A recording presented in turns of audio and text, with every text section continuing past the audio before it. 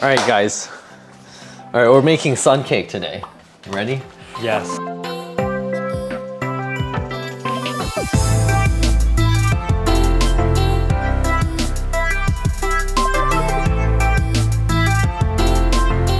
Okay, so we measured all the ingredients out ahead of time, and today I'm using the stand mixer because I don't want to mix this first dough by hand. So sun cake comes with two doughs, and we're gonna make the water dough, that's what I call it. This is all-purpose flour, powdered sugar, and I like to take my dry ingredients and give it a quick mix so that it's kind of evenly distributed. Okay, so next I've got my water. All right, so oil. So if I was making this in the desert, I might be upping my water. All right, so we're gonna mix this. The next part makes it really delicate. We'll be using cake flour. Wait, so why are we using cake flour for both? Because you need some structure. Because cake flour lends no structure. And then temperature also matters. So it's about 77 degrees in here right now. And the butter holds a different structure at every temperature. So then what are you looking for? So I'm looking for basically it to pull away from the side of the bowl, and I'm also looking for it to be very soft. And you can actually take it out and poke it. It's just a really soft dough. All right, so we're gonna set this aside and we're gonna make the other parts. So the next part is going to be the oil dough. All right, so this is the cake flour. And I call this the oil dough because it's just cake flour and butter. So it's like similar to a croissant where you have that butter layer, except without the flour. So this is what creates the layers.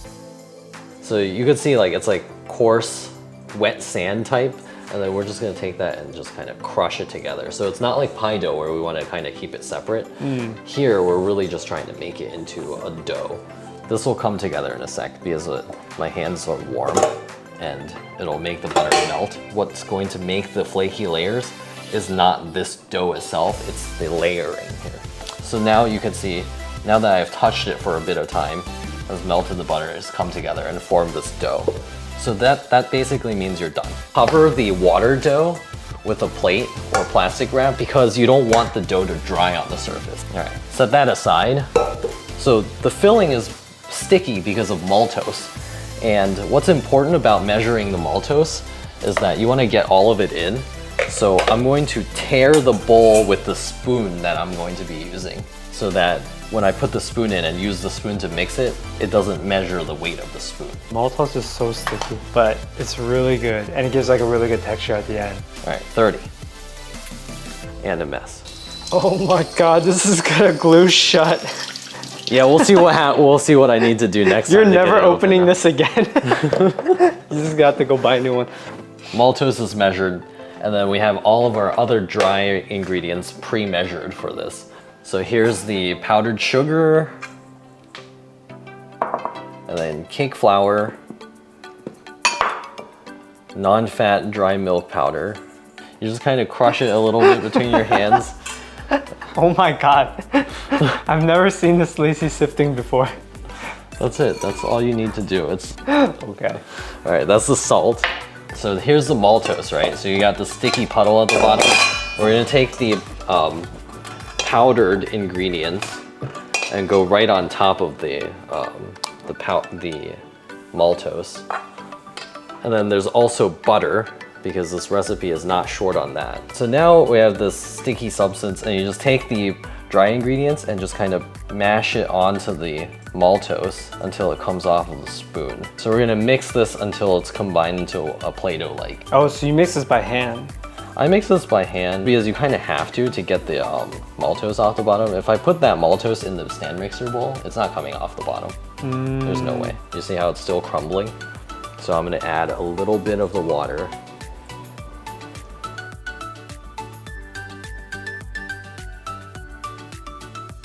So pretty much just, without having to know the grams of what you're adding, just add little by little until it actually comes together. On the water, yes. It's getting there, but I need a little bit more. So how, like, what should it look like at the end? Exactly like Play-Doh. So what happens when you add too much water? It's too soft, and then you have to start adding flour and stuff to it. And then it becomes less chewy because the maltose is what makes it chewy. So the less maltose you have, the less chewy it is. So you mess up all your ratios. So you mess up all the If you have to start adding flour to this, you mess everything up. Then you might as well just start over. But then you waste food. No. You just don't eat use this? that for this time. Yeah. You just cook that off by itself and you eat it. Okay, great. Got it. Just a hair more water. Is like, you could really see it starting to stick, but just not quite.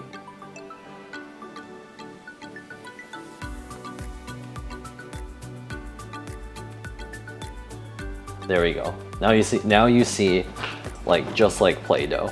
You know how like Play-Doh, if you push on it, the edges kind of crumble out. It is Play-Doh. It's Play-Doh that's edible. Nice. Eat it. Take a bite. Oh, but then I won't have enough. Do it now. Now we have all 3 doughs. This recipe makes 10. So we're going to divide each dough into 10 pieces. We need to weigh these to determine what size. And the only one where we're going to be weighing out 15 grams is the filling, because that's how much it supports. If you put more, then the pastry may compress, and then you wind up with the stuff that you could buy at the store anyways. So starting with the water dough, I'm going to be weighing out balls, 10 of each, and then I'm going to take the oil dough and wrap it inside of the water dough, making a little ball, and then we're gonna line those up, and then one by one, we're going to create the layers by rolling it into little logs, okay? All right, so I'm gonna weigh the water dough, and I have 372, so really close. So it's gonna be 37 grams a piece, and then the oil dough, 342, so 34 grams a piece.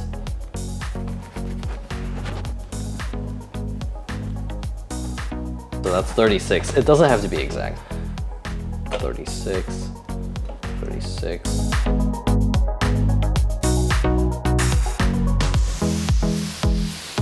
So that's our 10 water doughs, and then we'll do the oil.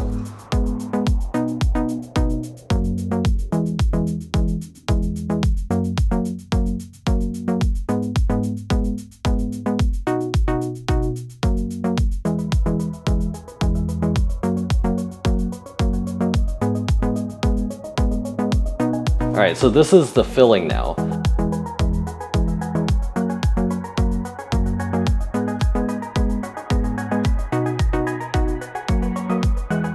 All right, so here's the important parts.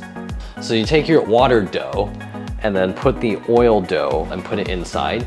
And then because this dough is so soft, you just really just wrap it and you form a nice little ball.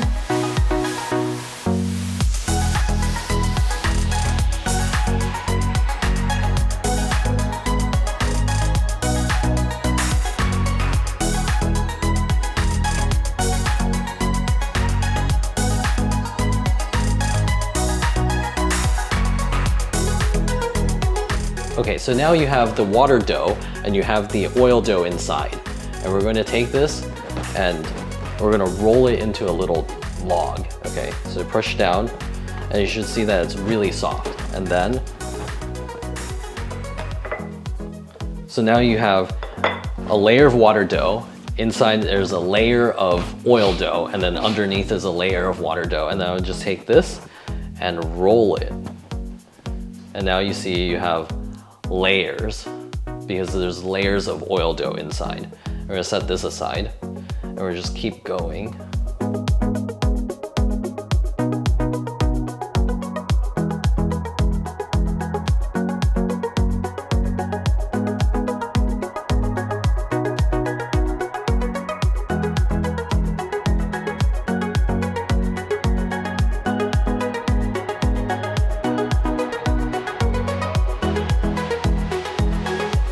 So you let it rest for 10 minutes, and then you take it, press it flat, and then roll it in the other direction, and you get even more layers.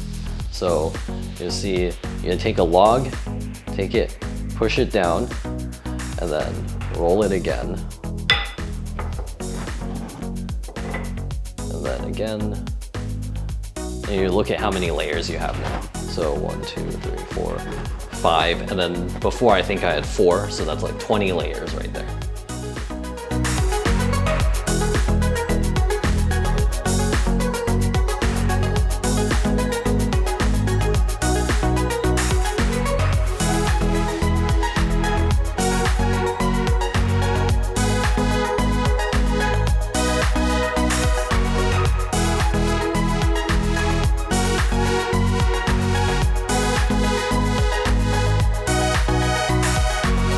All right, so we're nearly done now. We got the rolls, and then to get the filling inside, we're gonna take the 2 ends, which are the swirled ends, and then kind of push it up into the center. Maybe show this camera. So I'm taking this one, and you just kind of bend it in half so that the 2 ends come up, and then kind of push it down into the center, like that. You can see that. Now you have a round little disc. And you can take that, just gently roll it. And then you take the filling, put it inside, wrap it up.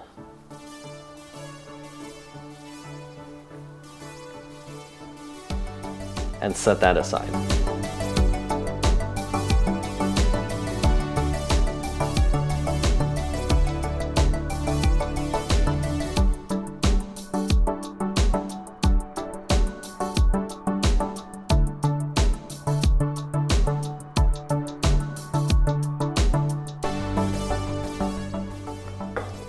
All right, I'm gonna let it rest. So these balls are formed. I've got one more to make. We're gonna come back in 10 minutes when it's actually rested. All right, so the first thing that we do when we're about to make these is we heat the oven. So this will vary from oven to oven because they all have slightly different temperature sensors and everything. So I'm going 390. You'll have to test it to see if you can get it like a little bit brown on the bottom and not too much color on the top. So the main goal of the baking is pretty white, maybe a little bit golden on top, and then a little bit golden on the bottom. You'll see what I mean later. So then you take your dough and you just push down and then roll it into about, say, 4 inches. And then this just goes on the baking tray.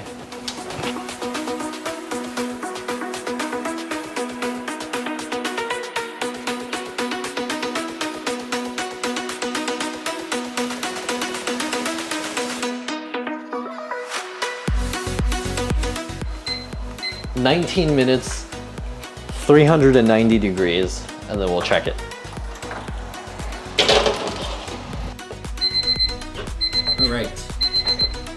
All right, Suncakes are out, and you can kind of see lightly golden on top, not too dark. Just lightly brown on the bottom. That's how you know you're done.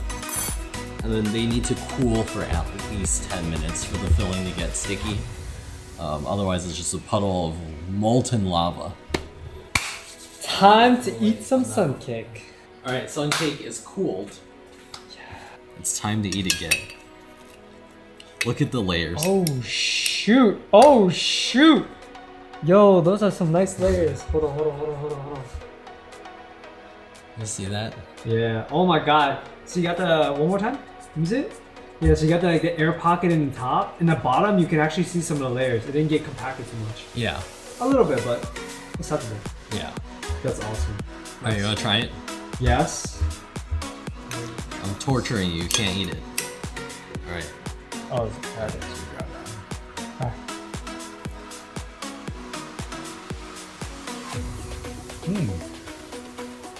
So it's definitely light and not like super flaky, but flaky enough.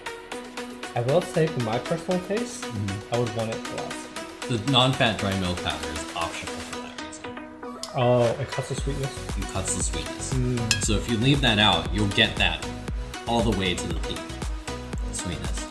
So it is a little bit more creamy though, and it definitely feels like light. All right, so that's how you make Suncake. And hopefully you enjoyed the video, and we'll see you guys in the next one when it's time to eat again.